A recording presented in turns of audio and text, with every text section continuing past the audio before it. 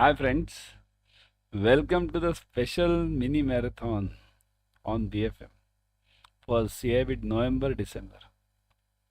Mainly we'll be covering module A, but not only module A. Here, module A I'll be covering the numerical, but some questions I'll be covering from module BCD also. Some questions, mainly 70% will be covering from module A. So let's start. Okay. Now before going ahead, everyone kindly like the channel, subscribe to the channel, click on the bell icon. Okay, share it with your friends, share it on all your social media platforms. Do it fast so that others can also benefit, and it's free. See this, if you subscribe to this channel, you get various free YT series on all the subjects, not only BFM, ABM, BFM, ABFM, BRBL, other banking exams, everything you get it. So subscribe to the channel immediately. Okay, let's start this marathon with a big bang, with a first ball sixer. Okay, and that sixer is numerical from module A. Okay, let's start with this. This numerical directly comes as it is in the exam, directly as it is. Only slight changes are there. Bill buying, they'll ask you bill selling, something like this.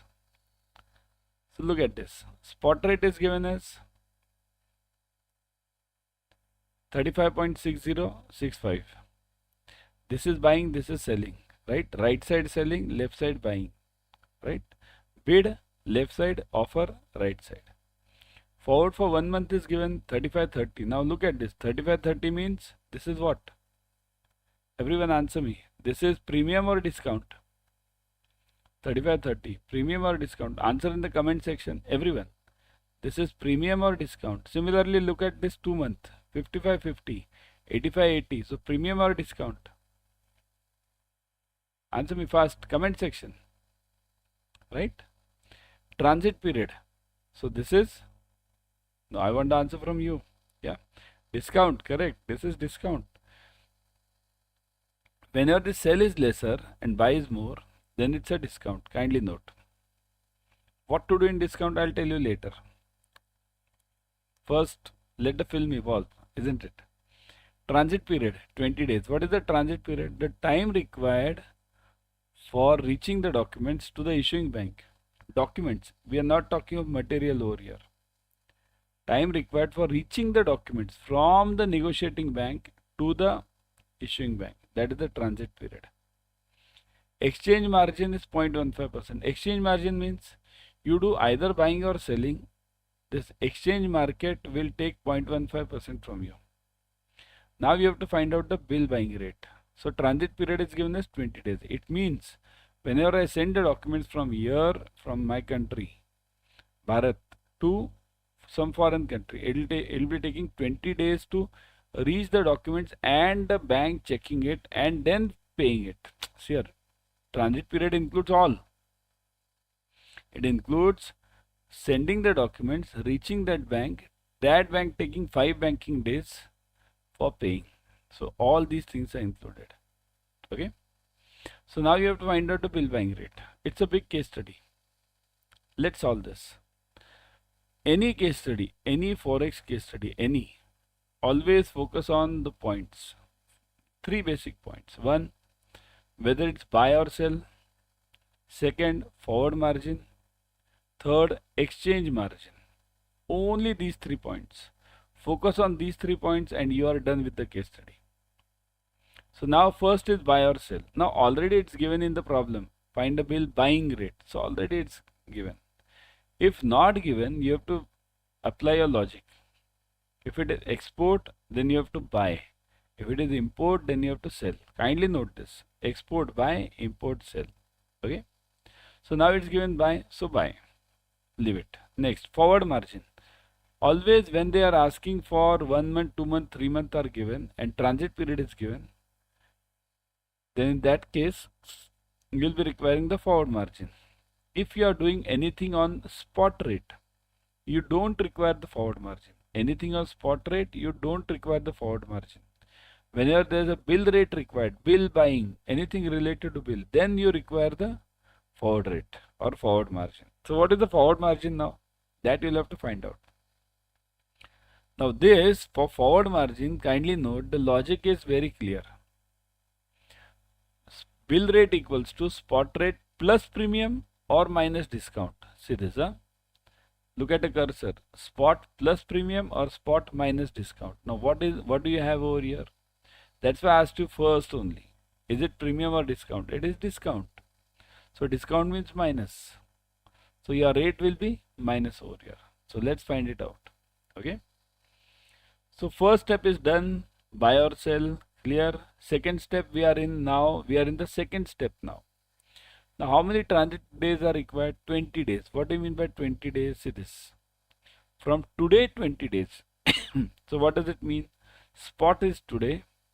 See here, today's transaction is always on spot. So spot is today. From here I'll take 20 days. Now 20 days from here, it means it will lie between 0 and 30 days. So remaining this 2 months and 3 months are of no use to you. Zero use. That's why I've crossed this. 0, 0.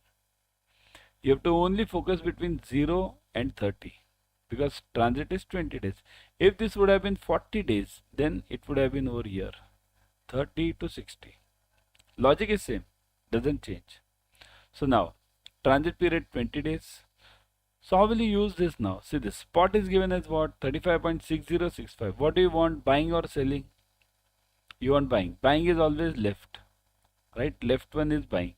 See this, I have drawn it over here. This left side is always buy, right side is always sell. So 35.6 you have taken. Now 30 days. What is 30 days given? See this, 1 month. 1 month means 30 days. So 35. So take this 35 over here. Don't take this 30. 30 is for selling. So 35 over here. What will you do with this 35 now? This is not 35. This is 0.35 divided by 100 because these are all points. So 0.3. But what will you do? What did I tell you about the formula? What is the formula? Spot minus discount. So here I am in discount. So spot minus discount means this spot is 35.60 minus 0.35. So if you subtract this, you'll get this as 35.25. Got it? So now your forward margin is also over. You have got the rate after the forward margin. Step number 2. But is your final answer, means have you got the final answer? No. Why? Because third step is remaining. Exchange margin. Now what is the exchange margin? Exchange margin means you do buying or selling. You'll have to give this 0.15%. Now only the point is, when you buy or when you sell, what do you do with this exchange margin? So kindly note, whenever you sell, you add the exchange margin. Whenever you buy, you subtract the exchange margin. Kindly note this. Okay. Whenever you sell, you add the exchange margin. Whenever you buy, you subtract the exchange margin. So first find out the exchange margin. 0.15% of what? Of always that rate, final rate, 35.25. So 35.25 into 0.15 upon 100. See here, it's percent. Percent means always upon 100. So 35.25 into 0.15 upon 100. So you multiply this, you will get this as 0.0528. But what do I do with this 0.0528? What did I say over here? Sell is buy, sell is plus, buy is minus. So what am I doing over here? I am buying. So minus. So 0.0528. This I'll subtract it from my rate, 35.25. So 35.25 minus 0.0528. So if you solve this, you will get this as 35.1971, and that is your answer. 35.1971, that is your answer, and that is your final answer. See, your case study is not that simple. It is 5 marks case study. You have to follow all the 3 steps: buy or sell, forward margin, and TT margin. Never forget the 3 steps, and never forget the logic I gave you. Buy or sell, export is buy, import is sell. Forward margin, premium is plus, discount is minus. Exchange margin, buying is minus, selling is plus. Simple, and remaining things are very easy then. Okay. Now let's solve the case, means questions. Okay. One was the case study. Now let's solve the questions. Let's move on. Okay, but before going for the questions, let me again remind you, subscribe to Officers Adda 24/7 English channel. Okay, free YT series, free notes, free ebooks, everything you are getting free over here. So immediately subscribe. Join the crash course. Okay, 11th just started. Okay, 11th October. Join it immediately. All the subjects are covered. Important course at the right time, right spot. How many days are remaining? Hardly 1 month now. You can join immediately and clear your exam. 2 increments, huh? Question of 2 increments. You can join the Mahapack also. Mahapack, you are getting 15 plus batches per subject. 15 plus batches per subject. Imagine the revisions which you will be doing. Okay, I'll show you at the end how to join this. Okay, at the end I'll show you how to join all these classes. But let's move on to the questions. Treasury imposes internal control on foreign exchange by using which of the following technique? Limit on deal size, limit on open position, stop loss limit. So Treasury will put up what limits? Firstly, what are these limits? What is limit on deal size? How much transaction per deal can the dealer take into can do the transaction? Confused? See this. Suppose if I am the dealer over here in Treasury, okay? If tomorrow I buy the bonds, dealer means what? He is a front end person, front office. If I buy the bonds of, let's say, 10,000 crores singly, individually I buy the bonds of 10,000 crores, and tomorrow if the bonds go in the loss, then who is at loss? Am I at loss? I am the dealer, I am the paid employee, I am getting the salary, I am not at loss. Bank is at loss. So how can a bank give you such a huge limit, right? So bank will set a limit that you can't buy any bond, any deal beyond 1000 crores. So I can't go beyond this. This is called as deal size. Similarly, open position. Open position means whatever remains at the day end. EOD position. This is also called as EOD. End of the day position. Like we have that volt cash, same logic. EOD position. Okay. So it can, here there are two open positions possible. Always remember, long and short. Okay. When I have more buys, when my buy is greater than my sell, then I am having the long position. If my sell is greater than my buy, then I am having the short position. Okay. Next is stop loss limit. Now what is stop loss limit? You need to understand the stop loss limit properly. So here, firstly remember, stop loss limit is automatic. Always remember this, automatic. Suppose if I put a stop loss, it will automatically get triggered if the values come. I don't have to look into it. So that is the important point. And it is always done at the manageable levels. Manageable means what? Suppose I'll tell you simple logic again. See this TCS share again. If I buy the TCS share, okay, at TCS at 3000, okay. So in this case, automatic means what? Suppose if this 3000 goes to 3500, I'll sell it, I'm in the profit. But if it starts going down, then how much risk can I manage? How much loss can I manage? Suppose if I put this stop loss at 2980, okay, it means 20 rupees stop loss I have put. Suppose if this share starts going down by 20 rupees, if it hits this 2980, it will be triggered automatically and my TCS will be sold at 2980. And manageable means how much loss can I bear? I can bear a rupee 20 loss, so that is known as manageable. So now what is the answer for this then? Treasury will put internal controls by which way? All these three, isn't it? Got it? 1, 2 and 3 is the answer. Clear? Treasury operates in foreign exchange market and remittances may be deposited in exchange earner. It's not export actually, it's exchange. Exchange earners foreign currency account. Okay. Which of the following is correct regarding the EFC account? This is called as EFC.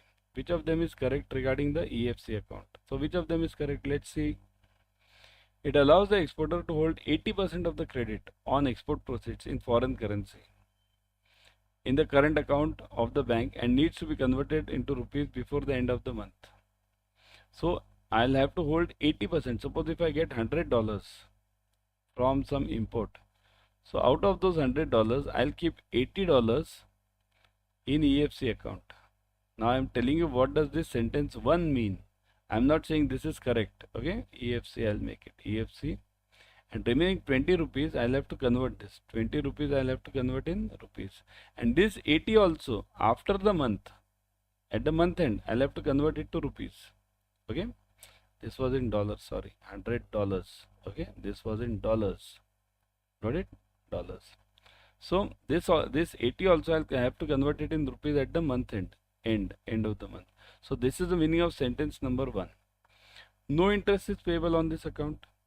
Individuals, companies, SEZ can open this account. There is a restriction on withdrawal of rupees of funds from this account. So which one is correct? We want correct. Huh? Yeah. So what do you think should be the correct answer in this? Check this. What is the correct answer?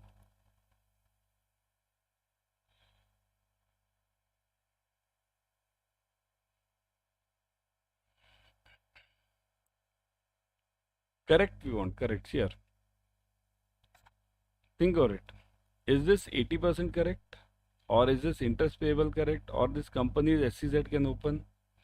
No restriction on withdrawals. A restriction on withdrawals. Is this correct? So the correct answer over here is, yeah, it is this. B, no interest, because it's a current account. Only this is correct. Remaining everything is wrong. Why it is wrong? Here, it allows exporters to hold 80%. No, the rule is changed now. It is complete 100%. I can hold complete 100% in my EFC account. And no month end, with end, no lafda. Okay. So before the month end, that is removed now. So this is removed. Okay. So that is the point number 1. Individuals, companies and SEZ can open this account. It's not that. Only who is earning the forex can earn this. Otherwise, tomorrow any company will come and ask for the EFC account. Anyone who's see the name itself, exchange earners. Exchange earners. Okay. So otherwise any company will come and open the EFC account. Okay. So that is also wrong. False. This is also false. Then what? There is a restriction on withdrawal. No restriction. It's a current account. I can withdraw any amount anytime, isn't it? So how can there be a restriction? Right? So the EFC account is a foreign currency account held by the authorized dealer, 81. Always remember, it is with 81. It can't be with 82, 83. Okay, what is 81, 82, 83? I've explained this in my earlier lecture also. 81 is all the commercial banks. All of us, generally all the commercial banks, those who are having the license. Okay. So 81 is that bank. 82 is basically these private companies like Thomas Cook and everyone. Okay. 83 is a special license given for certain transaction by RBI. It can perform the job of 81 also, 82 also, but for specific time limit. After this, there is FFMC, full-fledged money changer, and there is also RMC. Generally, cooperative banks are under that FFMC. Okay. So got this point. So EFC account can be opened with this AD category 1 bank, which is allowed to deal in the foreign exchange. Okay, only that bank. All not all commercial banks. Otherwise, you'll say any commercial bank. Generally, see 99% banks, commercial banks are big banks, means private as well as nationalized. So they can have the license. Okay, it is a feature that allows the foreign exchange earners to specifically exporters we are talking of, to credit 100% of their money, dollars which they receive, not only dollars, any currency, into this EFC account. So that why this EFC account is there? This EFC account is there so that the person doesn't lose on the exchange. Means what? Suppose let's say I am the person in India or businessman in India. Okay, what do? I buy from Britain or London. Okay, I pay them in dollars. Here their currency is pound, but generally we pay them in dollars. So I'll buy the material from London and pay them in dollars, and similarly I sell in USA. Okay, and I pay them in I get dollars from there. So dollars here are received. Here I get the dollars, and here I pay the dollars. Okay. So now what happens? This is rupees because this is I am in India. So first what I have to do? I have to convert this dollar to rupees and then convert the rupees to dollars. So I am losing on exchange 2 times. So to avoid this, what does RBI say? RBI says no. What you do? Remove this rupee concept. Whatever you get the dollars, maintain this dollar account only. EFC account. This is a dollar account. So you get in dollars, you pay in dollars. That's it. Okay. Individuals are permitted to remit overseas freely without the approval of RBI up to a limit of dash in the year under this LRS. Okay, liberalized remittance scheme. This is known as LRS scheme. Okay, under LRS, how much amount am I allowed to remit under this to anyone in USA? Not USA, any country. Okay, how much amount am I allowed? Everyone. This is an easy one. This you added in your JIB also, right? How much amount am I allowed? Yes.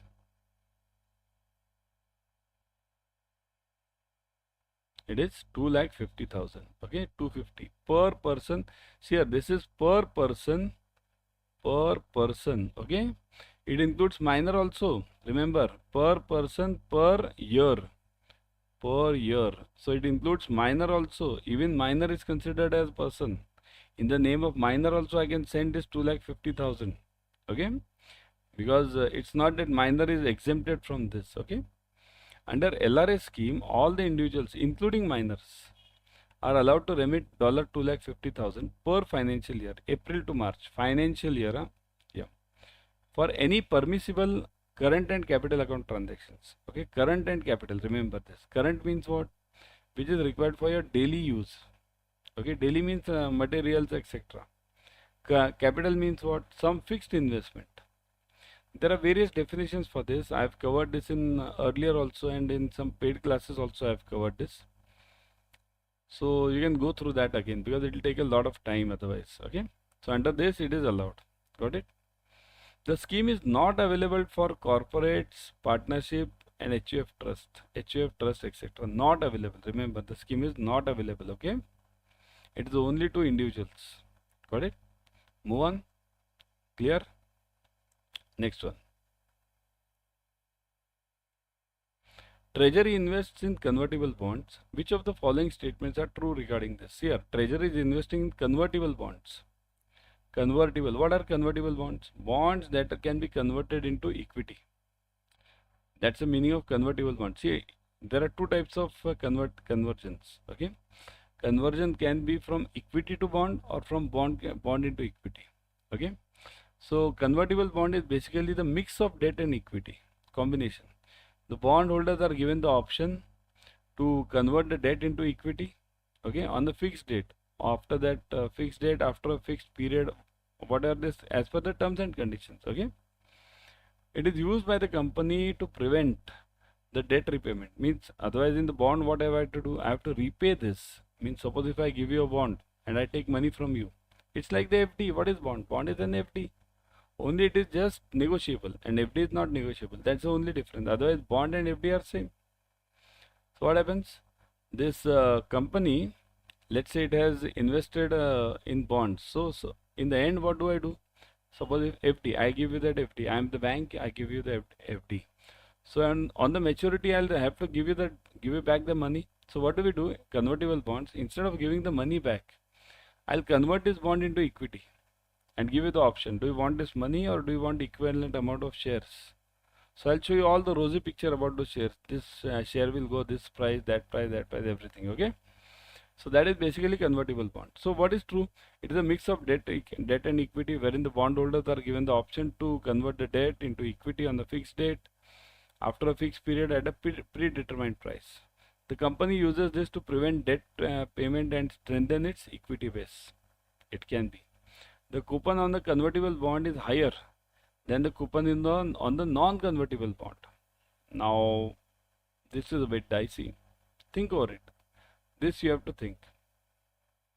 Because you can't say anything about this. It depends on companies here. It's very simple. You can't blanket or put them in the same category. Suppose tomorrow, let's say, Reliance is issuing a bond. Bond means debenture, we call it. In case of privates, we issue the debentures. And some more another company, let's say any local company, ABC company, is issuing some bond. Okay. So it doesn't depend on whether it's convertible or not convertible. It depends on the rating of the Reliance. Suppose if it is AAA plus and this company will be having the rating of BB or B, then obviously the rating the one who's having the higher rating will have lesser interest, lesser coupon. Why? Because that person doesn't need your money. The person has many buyers. And the person with a lower category or lower rating will be requiring your money. That will give you high coupon or high interest. Right?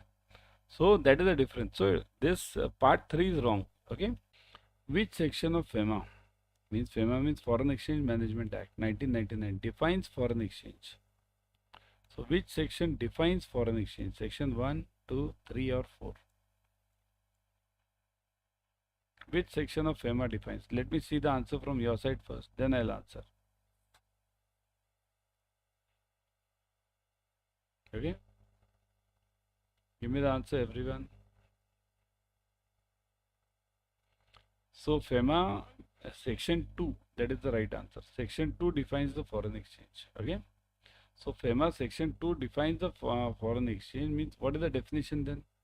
Foreign exchange means foreign currency and includes, understand this, foreign currency, means foreign currency and it includes what? All deposits, credits, balances payable in the foreign currency or any draft, traveler's checks, letter of credit, bills of exchanges expressed or drawn in Indian currency and payable in foreign currency. Understand this. Drawn in Indian currency and payable in foreign currency. Even that is considered as foreign exchange. Any instrument payable at the option of the drawee or the holder thereof any other party. That is also foreign exchange. Means here payable at the option of the drawee. Drawee means who is the drawee? Drawee means on whom the bill of exchange is drawn. In your check, your bank is the drawee. Okay, bank is the drawee. Okay. The person to whom you are giving the money is a payee. Okay. So any person where the discretion is of that drawee, that is also foreign exchange. Okay, part thereof. So just broadly speaking, it is what? Foreign exchange is all claims payable abroad, whether consisting funds held in the foreign currency with the banks abroad or bills or checks payable abroad. Right? Means anything, any currency which is payable abroad is known as foreign exchange. Now it is not only exchange, it is all the bills also. It includes the bills also. Got it? So that is the meaning of this. Quite interesting. Okay, let's move on. Second one. Dash is the current exchange rate at which the currency pair can be bought or sold. So day rates, fixed rates, spot rates or combined rates. See here, current exchange rate at which currency pair can be bought or sold. Currency pair means what?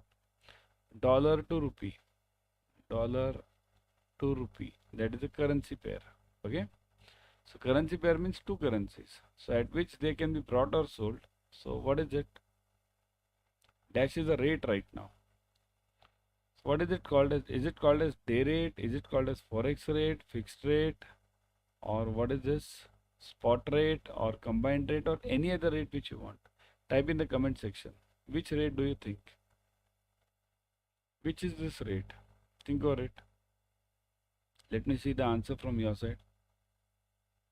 Everyone, yes, think over it. What is this rate called as? Day, fixed, spot, combined? What? Yeah, it is. Comment section, comment section. Let me see the comment section. Everyone fast in the comment section. Everyone fast. Okay, the answer is spot rates. Okay, these are called as spot rates. Okay. See here, the forex spot rate is a current exchange rate, okay, at which the currency pair can be bought and sold. Means what is the, I'm having dollars, you are having rupees, so we'll decide on the rate. It's a normal business. That's called as a spot rate. What is the meaning of spot? Spot means T plus 2. Suppose if I do the transaction today, the settlement should be done in 2 days. Okay. Due to the vastness of the market, operating in different time zones, most of the forex deals are done on spot basis. Okay, most of them, because spot means what? that much you can take the risk, 2 days. Meaning thereby the delivery of the funds placed means funds is done on the second day. Okay, second working day. Remember, working day is important. Okay, the rate at which such deals are done is known as spot rate. Okay, in which 2 working days are used. Suppose if I use the same day, then okay, let me get back to the basics. So same day, it is known as cash, or we call it ready, cash or ready. That is on the same day. T. Okay, T we call it.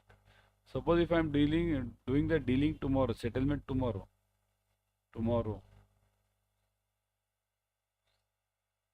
So it is called as Tom. Okay, Tom means what? Next working day. Remember, it is on the T plus 1. Okay, T plus 1. So it is T plus 1 working day. Huh? Suppose if I am doing it on T plus 2, then it's called as spot. Right? T plus 2. Right? After spot, it is called as forward. So this is greater than T plus 2. Anything it can be then. It can be 1 month, 2 month, 3 month, 1 year, 10 year, 100 years. It can be anything. Okay. So got it? Got this point? So spot rates are base rates for the FX rate. These are the base rates. Okay. The date of delivery of the funds on the date on which the currency actually takes place is known as the settlement date or value date. Okay. Bank withdraws the facility of low interest rate by delinking the bills by converting commercial rates of interest if. What do you mean by this? Facility of low interest rate by delinking, okay, the bills by converting them to commercial rate of interest means what? See here, this is known as, this concept is it given over here? No, it's known as crystallization. In the bills by converting the commercial to commercial interest rate. Interest, it is two commercial interest rate, right? If export bills are not realized within 30 days of maturity, export bills are not realized within 60 days of maturity, export bills are not realized within 90 days of maturity, export bills are not realized within 120 days of maturity. So what is the answer for this?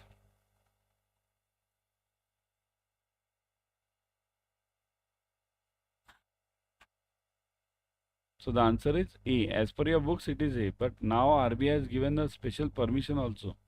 Banks can crystallize their loans whenever they required. Whenever they require means it's as per the discretion or the arrangement between the customer and the bank. Okay, that's what there's a special permission given by RBI. But as per your books, it is export bills are not realized even after 30 days of maturity. Bank is expected to receive the amount of such export, whatever funds we have given. Okay. So if we have whatever funds we have given or whatever loan we have given from the overseas buyer on the due date agreed upon between the buyer and the seller. So it should come on the due date actually. Okay. But however, if the export bill is not realized even after 30 days of its maturity. Now look at this. The thing which I gave you, RBI gave this special permission, that is for side bills. That is not for these maturity bills or due date bills. Okay, usance bills. However, if the export bills are not realized with even after 30 days of its maturity, bank withdraws the facility of low interest rate. Okay, by delinking the bills and converting them to commercial rate of interest. This is called as crystallization. Okay, so what is crystallization? It means that converting the dollar loan into rupee loan because the customer is not paying it. Okay, so the answer for this is 30 days. 30.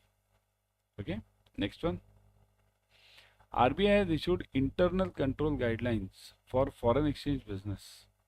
Under ICG, which of the following limit is not required by the banks for the forex operation? So not required. Overnight limit, daylight limit, exchange limit and gap limit. Which is not required? Overnight, daylight, exchange and gap limit. First I'll explain you what is this. Okay, what is overnight limit? Overnight limit means maximum amount of open position which I can keep at the EOD of the day, end of the day. Okay, means closing cash. See here, I'll give you simple example. closing cash which is kept in the vault, that is overnight limit. Okay. Similarly, we have closing currency, this limit for the forex also. Overnight limit means closing at the EOD. Daylight means what? I'll give you a simple example. Teller cash. Vault cash and teller cash is different. Teller cash means what? What cash can the teller bring on the counter from that vault? That is teller cash. Same thing over here. Maximum amount of open exposure, open position or exposure the bank can expose itself during the daytime, during the working time. That's known as a daylight limit. Gap limit. Maximum interim period month exposure which bank can keep is called as gap limit. Means interim period or exposure, period or month which the bank can keep. Means suppose if I am having the open position. What is open positions here? There are two types of open positions. Always remember. One is long, second is short. Long and short. Okay, these are the open positions. So if my total buying, number of contracts buying is greater than number of contracts selling, then it's called as open position, long. And if my selling is more than my buying, then it's called as short position. Okay.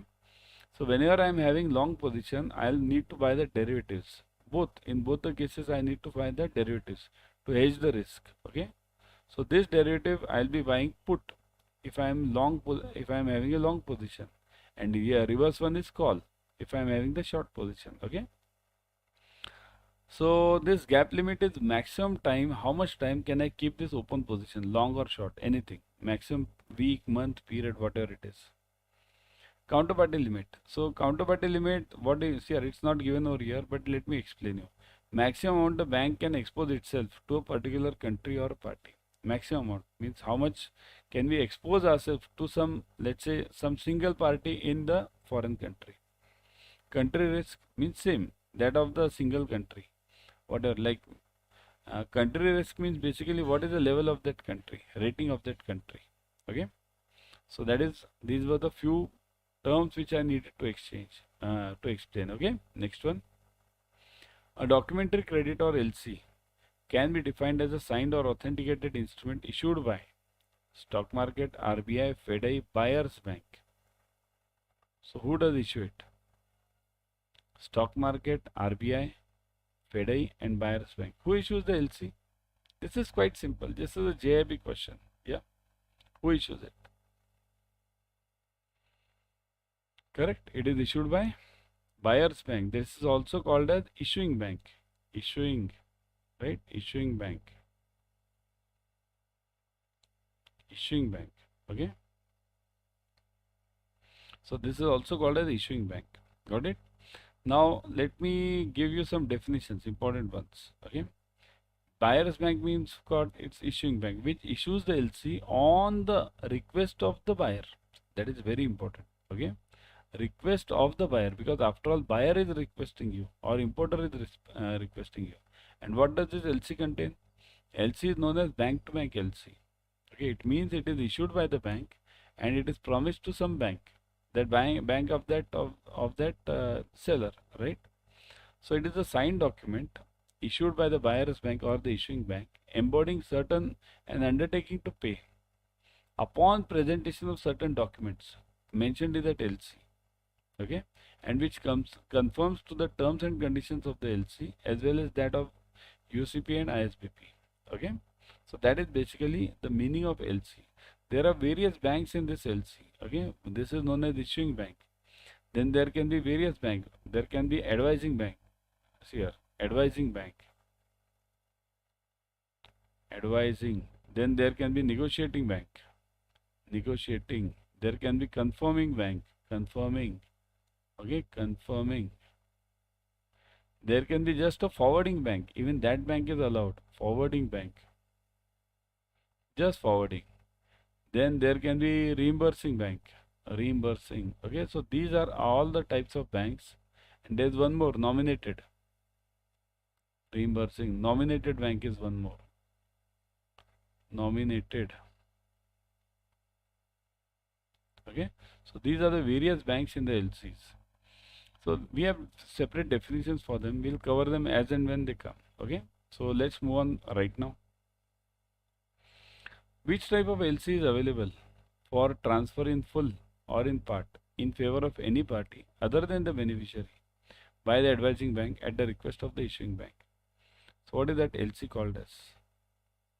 Which is available for transfer to any party. What do you mean by this concept?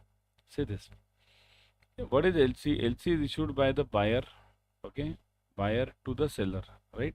Means it is issued by the issuing bank. Issuing bank, okay, on the behalf of the buyer. Buyer requests to the issuing bank sends it to the advising bank, okay, and this advising bank gives it to the seller, okay, and then seller manufactures the goods and sends it to the buyer. Now the real question is, if your seller is an agent, that seller is not the actual manufacturer. So what will this guy do? The LC which it has received, it will transfer it to sub manufacturing, let's say A and B. Okay. So such LC where our seller is an agent is known as irrevocable, revocable, confirmed and transferable. So it is known as transferable. Okay. Where the LC is transferred to some other manufacturers. Okay. So transferable credit is available in full or part. Remember, full or part means I can transfer the full amount to only A. I can transfer the part amount to A, part amount to B, part amount to C, D, 1000 guys I can transfer. Okay. In favor of any party other than the beneficiary by the advising bank. See this, it is done by the advising bank at the request of the issuing bank. Okay, issuing bank requested that kindly transfer this LC, and also at the request of the first beneficiary, means your seller. Seller should give you in writing that, see, kindly transfer this LC. I am the agent, kindly transfer it to so and so. There are certain rules and regulations for them regarding the amount, regarding the name of the buyer, everything can be changed. There can be more than one second beneficiaries, okay, means I can transfer it to A, B, C, D, E, F, anything. But this second beneficiary cannot transfer it further, means A cannot transfer it to someone else. Only I can the first level transfer is allowed. First level means this level. Only this is allowed. This is allowed. But A transferring something to C, not allowed. Okay. So only first level transfer is allowed. So second beneficiary cannot transfer it further. Got it? So yeah, that is basically this regarding this LC. Got it? Clear everyone? This concept should be very clear to you. Okay. Next one. Under the UCP 600, time allowed to the banks to document for document review is 5 banking days, 7 banking days, 10 banking days and 14 banking days. What is the time allowed? Time allowed to the banks is, it is 5 banking days. Okay, 5. UCP 600 talks of 5 banking days. Banking days, remember, banking. Whenever you are working, okay? Banking means regularly working. Regularly working means what? Suppose if I come on 1st April for work, so I am not working. Okay? If I am 1st April means it's not for customers. Where the bank is regularly open for customers, that's called as a banking day. If you do your private work, personal work or some other work of the bank which is not related to the customer hours, that is not a working, okay? Banking day, that's not a banking day. So banks had a reasonable time. Here UCP 500 was there, it said 7 days. Now it has shifted to 5 days in UCP 600. That is also long back. So you only remember 5 days now. Okay. A huge strike is taking place in a factory in Rajasthan. The materials which need to be exported are not ready by the deadline. In this case, which type of international trade risk is experienced by the buyer in Seattle, USA? Political, shipping, exchange and operational risk. Which type of risk? Getting the points here. There is a supplier in Bharat. Okay. This supplier is supplying some goods. Now there is a strike in the company of the supplier. So the buyer in USA who has ordered the goods will not get the goods, right? So which type of risk is this called as? Political, shipping, exchange or operational risk? What is this called as? Think over it, everyone. Let me check who's giving the answer first. Who gives the first answer? Let's check this. Comment section. Everyone in the comment section. It is called as fast. Operational risk. Okay, because political is different, shipping is different, exchange is different. This is this operational risk. See here, it relates to, see this. This is strike issue. Strike issue means operational. It relates to the operational issues at both ends, or even at the supporting organization's place. Means it can be anywhere. Strike can go anywhere, dacoity can go anywhere, floods can go anywhere, or any natural calamity can go anywhere. These are all the operational hazards. Okay. So strike at the seller's factory, or even at the seller's raw material supplier's factory, whoever it might be. Transporter, trucker, loader, shipping company, anywhere the strike can go on. So these are all the operational risk issues. Similarly, operational risk breaks out from the failures of the systems also. Means there is no strike, but the computer system fails. So that can also be the operational risk. Okay, got it? Next. Export Credit Guarantee Corporation Limited, ECGC, was set up in India in which year? So ECGC was set up in which year? ECGC. It was set up in 1964. Okay, ECGC was set up in India in 1964. Okay, means in 1957 the government of India established Export Risk Insurance Corporation, ERIC. Firstly, in 1957, ERIC, to provide a credit risk insurance to the exporters, which was then transformed to Export Credit Guarantee Corporation in 1964. Okay, so that was the point. Next one. Which type of ECGC's policies cover risks in respect of export of capital goods and turnkey projects involving medium and long-term credit? So ECGC has many policies. Remember, I'll just give you the broad view. ECGC has two types of policies. Okay, mainly three, but we call it two only because there is a special case-to-case basis. That's a separate policy. One is for the banks, and second is for the exporters. These are the two main policies designed by ECGC.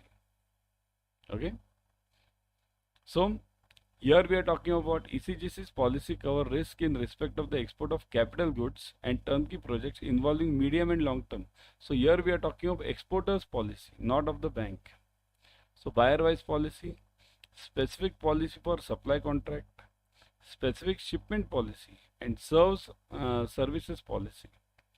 So which policy is used by ECGC for covering this capital goods and turnkey long term projects? Yeah, long-term projects. Remember, long-term project. Long-term project is always a turnkey or supply contract project.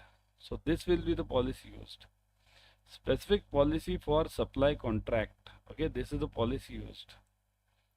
A bit details about this policy. Let's see. Let me show you. This supply contract policy is suitable for the contracts which are for the long-term nature. Now we'll say what is long-term nature? Sir, it can be many things.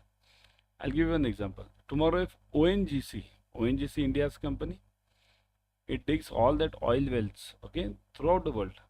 So if ONGC tomorrow gets a contract from, let's say, some country in Oman or some country in Iraq, and ONGC has to dig the well. Now this digging the well can't be done in 1 year. You have to search, you have to do this archaeological survey, everything you have to do it. And after that you have to dig it. So it takes a lot of years. Roughly setting up that oil field will take around 6 to 7 years. So that's why these are suitable for long-term contracts. Now also these contracts are not repetitive. Means what? Will I go and dig this well? Okay, one well if I try to dig and it failed, then okay, next well immediately. It's not that. It's huge cost, huge. Okay, those who have done farming, they'll understand it. What is the difference between getting the water in the well and not getting the water? It costs you huge. Same thing is applicable there also. Not repetitive nature, and which involve medium and long term contracts. So this is basically for this supply contract. Got it? What type of guarantee of ECGC covers post-shipment advances granted by the banks to the exporters against export incentives receivables in form of cash assistance, duty drawback? So cash assistance and duty drawback. Duty drawback means the duty which is paid by me, I'll get it back from the government. So post-shipment credit guarantee, export finance guarantee, export performance guarantee, and export production guarantee. Which is the policy used for this duty drawback and this cash incentive? Yes, it is. It is export finance. Okay, export finance. Okay. Yeah. So it's actually export finance credit. Okay, export finance guarantee. So what if it's basically export finance only, you can call it, or because the word guarantee is added, that's why we are adding the word guarantee. Okay. So this covers this duty drawback also. Now duty drawback means what? Duty drawback means what? Whenever I export something, I have to pay the customs duty. But the government of India is giving me incentives for this customs duty. Incentives. So these incentives I get it after some time, let's say 1 month or 1.5 months. Generally 1 month is enough nowadays. So up to that time my money is locked under those duties which I have to get back. So that is basically financed by the bank. Okay. It is suitable for contracts of grant post shipment advances. It basically to the exporters and against the export incentives. Okay. In case of cash assistance, duty drawbacks, everything which it gets from the government. Okay. Do you know ECGC is the 5th largest credit insurance company in the world? 5th largest credit insurance company in the world. Okay. So that is one of the greatest things in the world. I'm not talking of India. Due to this insurance cover, the financial institutions are better placed. Means because of this insurance, they are better placed in the world market because they'll get the duty drawback, and in the meantime, by the time the money is locked, ECGC pays them, right? So that's why the supplier has better advantage of liquidity. Okay. Sunita was to choose a life insurance policy that pays certain percentage of plan sum assured after regular intervals. Which type of plan should she choose? See, your life policy. Now you'll say, what is this life policy, sir? Is this a BFM question? This question is of some retail banking, isn't it? How come this has come over here? See, here, remember one thing. BFM, it covers everything. They can ask you any question. They can ask you this ULIP question also, unit linked insurance policy. They can ask you anything. Anything under the sun can be asked, which is related to finance and a risk. Anything can be asked. So what does she want? She wants that certain percentage of the plan sum assured after regular intervals. Means what? Regular intervals means what? See this. I take this policy over here. This policy is for, let's say, 20 years. Okay? 20 years. So what does she want? Every 5 years, 1, 2, 3, and last this 5. She wants some amount. Okay, some bonus, something. So this type of amount we get it in which policy? Whole life, endowment, money back, and ULIP, unit linked insurance plan. Where do we get this? Okay, this is from your actually JIB. So many of you should be able to answer this. Whole life, what is whole life policy? Whole life, okay, I'll give you some clarity. Whole life policy is only one premium paid. One premium paid throughout the life of that policy. Only one single premium policy we call it. Endowment means wherever I get the money back, money I receive it back, means whatever I pay, premium I pay, I get that premium back along with the bonuses. Money back is a special type of endowment. Special type. This is the right answer. Where I get certain percentage of the sum assured, okay, at regular intervals. every 5 years, 3 years, 2 years, whatever is guaranteed by that plan. And ULIP means what? Unit linked insurance plan. This is a plan which invests in shares, basically stock market. Of course, there are various options available in this, not only shares, they are available for debt also and liquid also. All of them are available, okay, liquid. But mainly say this, anyone who invests in ULIP, that person will mainly invest in shares only. Because if he has to invest in debt or liquid, why should this person go for ULIP? That person will go for the regular general endowment, right? So the answer for this is money back. In money back plan, you always get the some part of that sum assured, some part of that premium which is paid at a regular intervals in your pocket. Okay. So the answer is money back. Sir, you must know as a CIB student, you must clearly know the difference between endowment, term, ULIP, general insurance, health insurance. These are expected from us as a banker. Okay, when we clear our CIB. Okay. So as I told you before going, I will be showing you how to join the classes. Go to Adda 24/7. I'll always suggest you to go through the app. In the app, you're getting 1% extra using the coin systems. Go to Adda 24/7. Click on JIB and CIB. Click on CIB November. This one. Okay. See this crash course. Join this crash course. Ebooks, test series, online live classes, expert faculties, interactive classes, recorded videos, limited size batches, everything you are having. And at what cost? Look at the cost. Click on buy now. Put the code Y432. Y432. Click on apply. 79% discount plus 1% extra using the app. So 80%. So use this immediately, opportunity. Also you can join the Mahapack. In Mahapack, if you see this Mahapack, you are getting double validity over here. You buy for 6 months, you get it for 12 months. Buy for 12 months, you get it for 24 months. Plus that 79 plus 180%, that is obviously there. But use the code Y432. Never forget the code.